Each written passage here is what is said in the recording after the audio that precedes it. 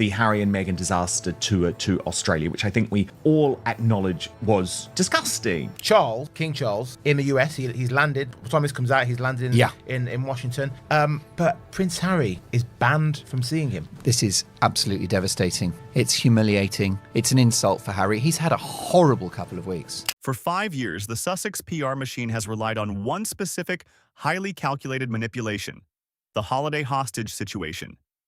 Every winter, the global media is manipulated into playing the same exhausting game. Will they be invited to Sandringham? Will they accept? Will there be a royal reconciliation? It was their ultimate currency, a way to maintain the illusion of royal proximity while safely sitting in California. But that illusion has just been violently and permanently shattered. King Charles hasn't just declined their presence at the royal estate. He has issued a permanent, unannounced ban, and he did it without a single warning. To understand this brutal constitutional checkmate, you must realize that the palace no longer negotiates.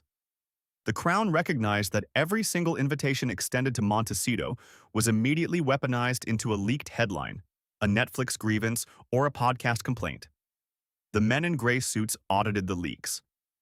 They realized that Meghan Markle relies on the ambiguity of the royal invite to maintain her fading Hollywood leverage. If she is invited, she can leak that she is too concerned for her safety to attend. So, the king didn't warn them. He didn't offer a compromise. He didn't give them a narrative to spin. He simply locked the iron gates of Sandringham and threw away the key. Let us go inside the $14 million Montecito compound. The California sun is blinding outside, but the house is a freezing tomb. The silence is absolute, predatory, and entirely unnatural. There are no sounds of a family preparing for the holidays.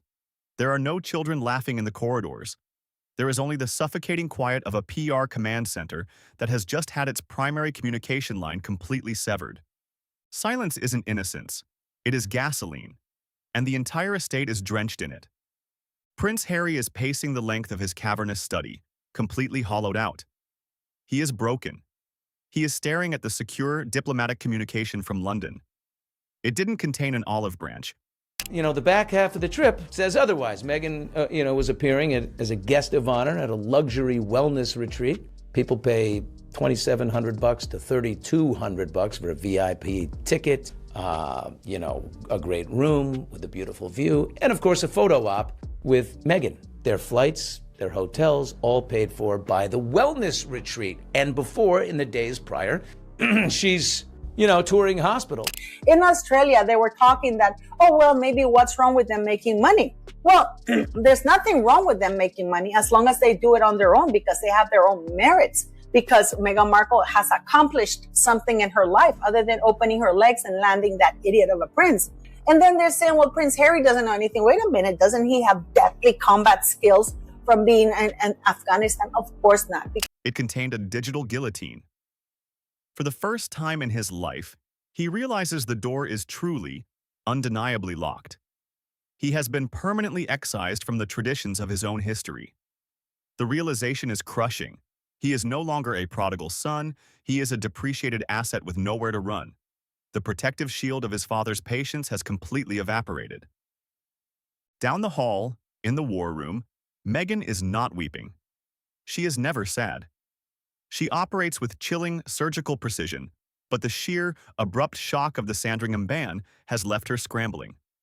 She relies on ambiguity to survive, but a definitively closed door leaves absolutely no shadows to hide in. She cannot leak a story to the press about rejecting an invite if the entire world already knows they were explicitly banned. The narrative collapse is absolute. Across the ocean, Prince William, the enforcer, stands in the quiet authority of the palace. He has secured the perimeter. The monarchy has officially closed the door, and the winter in Montecito is about to be very, very cold. The brilliance of King Charles's maneuver lies in its absolute chilling silence. This was not a ban delivered through a highly publicized press release or a dramatic royal decree. But then when it comes to a trip like this, which remember is already incredibly stressful for King Charles, he's having to stop his cancer treatment in order to go. If you look at the itinerary, Paula, which I know you'll be all across, I mean, it's actually, for someone who is going through cancer treatment, very, very taxing. You know, it's a big tour, this. You know, you've got the 2 days in Washington, D.C., travel to New York, big day in New York, then the final day in America, in Virginia, before going to Bermuda on his own without Camilla. I mean, this is a big itinerary. It was Harry, who once again went to the media and said, well, of course, we'd entertain. We'd love to have an invitation, or, something along the lines of we'd entertain an invitation to Sandringham. It was a preemptive strike executed with the kind of surgical precision that only a 1,000-year-old institution can manage. To understand the sheer, unadulterated panic radiating from the Sussex PR team today, we must look at the forensic timeline of the holiday PR cycle. Historically, Meghan Markle's strategy relied on a very specific sequence. Wait for the palace invitation, leak the invitation to friendly media outlets, manufacture a security concern or a family grievance, and then publicly decline the invite to maintain the ultimate victim narrative. She relies on ambiguity. She needs the world to believe she is rejecting the royals, not the other way around. But this year, the men in gray suits audited the playbook. They didn't just refuse to send the invitation, they actively preempted the leak. Before the Sussex camp could even begin to spin their "we choose to stay in California for our safety" narrative, the palace allegedly let it be known through ironclad, undeniable channels that there was no invitation to reject. The door was locked. To the Daily Mail, oh no, we're not going to punish them. We don't want to upset them. The titles aren't going to go. The line of succession isn't going to go. No, you've got to do something, Charles, because this is getting worse. And they're embarrassing you. They're embarrassing you in Ukraine. They're embarrassing you in Washington, D.C. They're embarrassing you on the internet. The royal family is actually coming through this whole series of events pretty well. But Harry and Meghan are going to be the constant thorn in your side if you don't listen to William and take further action. So that's why this is great news. Paula goes on to reveal, to Ukraine, if Australia had gone better. Good Australia, point. The trip was a disaster. He had to move the narrative their on. Polls, the post-Australia polls were horrific. And I think he just needs to be in the public eye. I think he's incredibly self-centered. And the one thing that the king and the palace have always said to him is, stop talking to the press. Before Meghan even had the chance to pretend she didn't want to walk through it. The narrative collapse is total. Let us return to the Montecito compound. It is early evening, and the coastal fog has rolled in, isolating the estate from the rest of the world. Inside the $14 million fortress is a tomb. The silence is deafening. There is no holiday cheer. There are no sounds of a bustling, joyful family preparing for the season. There is only the sterile, paranoid quiet of a command center that has just been outmaneuvered by a superior general. Silence isn't innocence. It is gasoline, and the fumes are choking Prince Harry. He is sitting in the dark of his living room, completely hollowed out. He is broken. He is staring at the calendar, realizing that the traditions that defined his entire existence, the Sandringham walk, the church service, the family dinners, are officially permanently erased from his future. He traded the ultimate insider access for a Hollywood illusion that is currently hemorrhaging credibility. He realizes he is no longer the rebel prince. He is the exiled Mark in a recruitment operation that has completely failed. Across the hall in the war room, Meghan is wide awake. She is never sad. Harry and Meghan are wildly unhappy. Well, I've been saying that for years now. He also makes the point that I have been making for a long time as well. He quotes people as saying they still have the hots for each other. Well, that's when Meghan reels him back in. You know, touring hospitals and security is being picked up by the taxpayers of Australia. It is a murky combination, and I know it's pissing off King Charles. She is an apex predator cornered by her own hubris, pacing the floor and operating with chilling calculation. We need to leak a rival Christmas plan, she dictates to her scrambling crisis team over an encrypted line, her voice metallic and flat. Call the celebrity friends. We need a photo op. We cannot look isolated, but she is negotiating with ghosts. The A-list network has retreated. The billionaires are not answering. The Crown's preemptive strike has made proximity to the Sussexes professionally radioactive. Across the Atlantic, Prince William, the enforcer, watches the simulation crash. The palace has severed the connection, and Montecito is about to experience the true meaning of exile. The Sandringham ban is not just a family rejection. It is a total, devastating proximity blackout. To understand the catastrophic financial impact of this ban, told by another friend of the king that Charles won't invite them, especially not after their trip to Australia. Harry, who likes to speak about anti-bullying, as seen as a bully inside the palace. Absolutely, he is. When he doesn't get what he wants, he stamps his foot like a child, and not only does what he was going to do anyway, but then tries to emotionally blackmail his father with his own children, Archie and Lily. Of course, he wants that because if you're invited by the king, you automatically get state-funded security, which is all he cares about. He doesn't want to spend any more dollars of his own, quickly running out. And then he put on, it would be lovely for the family to meet the king. And of course, we must look at the pseudo-forensic timeline of their Hollywood deals. The Sussex brand does not produce original content. It produces proximity. For years, the illusion of royal access was the only thing keeping the Delaware shell companies and the Spotify mega deals afloat. It didn't start today, it started years ago. The network, the shadow operatives and enablers dating back to the Soho House days with Marcus, relied entirely on Meghan Markle's ability to merchandise her connection to the crown. Every invitation to the UK was a chance to reload their PR ammunition. But King Charles has audited the grift. The palace conducted a forensic review of every single time the Sussexes weaponized a royal event for commercial gain. The king realized that by banning them from Sandringham without warning, And the thing is, Paula, I almost think Harry has already failed the test in terms of the US state visit next week. Because, of course, if they had any sense, and we know they don't, but I think even for them, surely they will just shut the F up for 4 days, surely. Although you never know with them. You never know with them. But they've already blown it for him because Harry's visit to Ukraine and his attack on Donald Trump and the American administration specifically, literally 4 days before King Charles is touching down in Washington, D.C. Well, I wanted to speak to you about King Charles's address to the nation. Please do. This week, because I actually think it was really undercovered.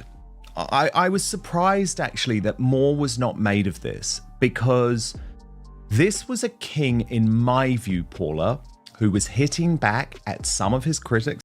He wasn't just ruining their holiday photo op. He was cutting off their primary source of income. Let us look inside the Montecito mansion. It is late at night. The coastal fog has wrapped around the $14 million compound, turning it into a freezing, isolated tomb. The silence is deafening. In a house that is supposed to be filled with the warmth of a young family, there is absolutely no trace of life. There are no children laughing. There are no toys scattered in the sterile corridors. There is only the predatory, suffocating hum of a massive narrative collapse. Silence isn't innocence, it is gasoline, and the match has just been thrown. Prince Harry is pacing his cavernous study, completely hollowed out. He looks at the financial ledgers. He realizes the Sandringham ban is the final nail in his commercial coffin.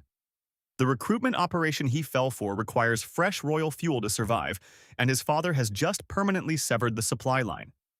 King Charles may finally be starting to realise that there is absolutely no reason. Harry's trying to figure out exactly what his role is now. We know he approached the Queen about having a half-in, half-out type of relationship. She said no to that. However, this recent trip, my insiders are telling me there will be no meeting with Meghan, the King, and the Queen. He is a hostage to a brand that is rapidly hemorrhaging value. Meghan is in the war room. She is not weeping. She is never sad. She relies on ambiguity to survive, but the absolute finality of this ban leaves her exposed. She operates with chilling surgical precision. "Call the investors," she demands to her panicked team over an encrypted line, her voice flat and metallic. "Tell them we chose to stay home. Tell them we are still connected." But the investors are not answering. They read the verified reports. They see the micro expressions of panic. They know the palace perimeter is locked. The Sandringham ban proves the Crown is no longer playing defense. Prince William, the enforcer, has dropped the guillotine, and the Hollywood illusion is officially dead. The Sandringham ban was not merely a holiday scheduling conflict. It was the activation of the Erasure Protocol. King Charles didn't just lock the iron gates of the estate, he locked the gates of history. To understand the sheer, unadulterated panic currently radiating from the Sussex camp, you must realize that the monarchy operates entirely on visibility. King Charles may finally be starting to realise that there is absolutely no reason to work with Prince Harry and Meghan Markle. This idea that anything positive can come from having an ongoing relationship with them is for the birds. The royal family. Of course, he'll always be the King Charles' son, and he'll always be a member of the family with a small f. But yeah, so this will be a bruising few days for Harry as a bystander in this massive geopolitical event. And this has got to be one of the most important state visits of a British monarch to America. By banning them without a single warning, the men in grey suits have officially classified the Duke and Duchess as non-entities. The Crown is no longer treating them as rogue family members. They are treating them as a contained threat. The illusion is completely shattered. Let us go inside the Montecito compound.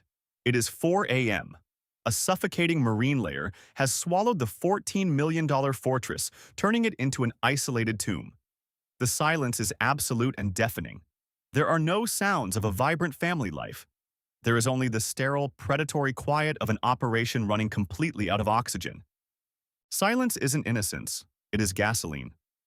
And tonight, the match is lit. Prince Harry wanders the empty, immaculate hallways, completely hollowed out. He clutches his phone, desperately scrolling through messages that will never arrive. The royal cousins, the old Eton friends, the military confidants, they have all received the unspoken directive. But the trip to Australia was the straw that broke the camel's back. It would indeed make the king look very weak if he did have them to Sandringham. Harry and Meghan will come, but it won't be at the king's invitation, my source said adamantly. We shall see. Stress caused by Harry and Meghan, and this is the thing that William is always pointing out.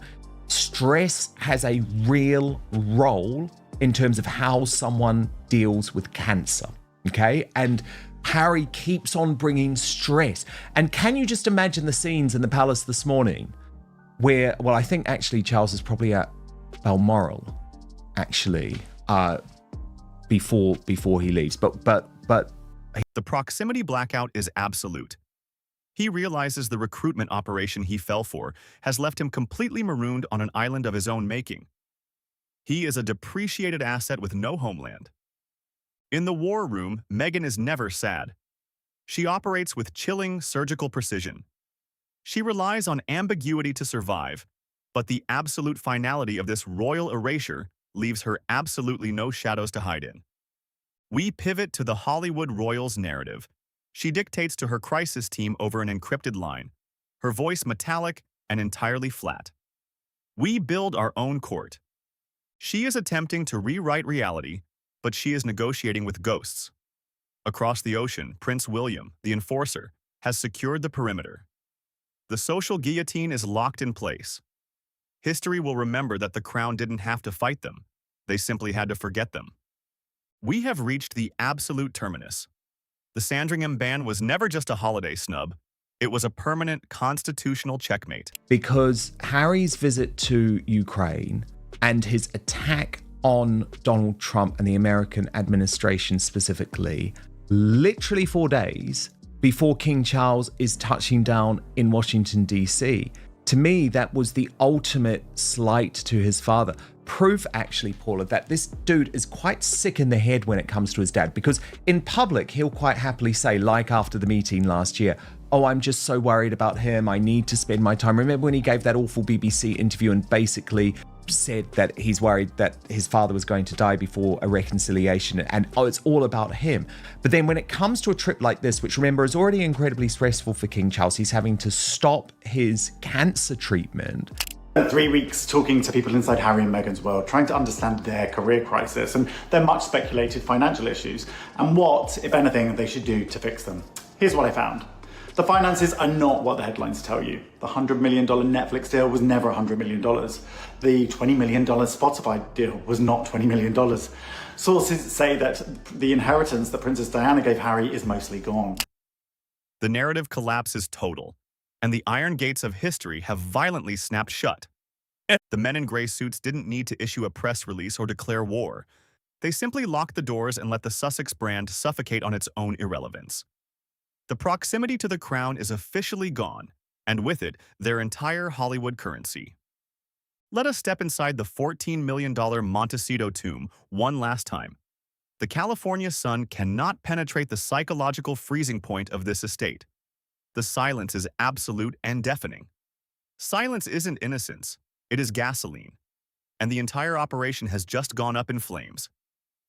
Prince Harry stands by the window. Dan ended up departing from Us Weekly, and overnight, Paula, they have just announced that they are slashing 50% of their staff, closing the office. So I think people really did reject this idea of Us Weekly as the new People magazine really pushing the Harry and Meghan narrative. Although I would say we all know the media is changing, magazines are dead, newspapers are dead, mainstream media is dead. So I'm not saying that was the only reason behind this closure or this downsizing. However, Dan Wakeford has gone independent now. And what's interesting, Paula, is when you see mainstream media figures like him go independent, the great thing is they are able to start telling the truth much more. And so he has done another big expose. Tom Sykes, we've been writing all of this for the last year and a half. Yeah, that is true. And I also kind of resent it when people spend their career for money saying one thing that's blatantly not true. And now that they're independent, they're going to go say a bunch of things that are actually true and will get them clicks. So I say go with God. Completely hollowed out. He is broken. He finally realizes that he traded the protection of a 1,000-year-old empire for a Hollywood illusion that has just gone bankrupt. He is a depreciated asset with nowhere to run. In the war room, Meghan is never sad. She is a cornered predator. She relies on ambiguity to survive, but the undeniable reality of permanent royal exile leaves her with absolutely no shadows to hide in. Across the ocean, Prince William, the enforcer, stands in the quiet, historic authority of the palace. He has made his move. He is cold. He is surgical. He is final. The perimeter is secured. The simulation has crashed.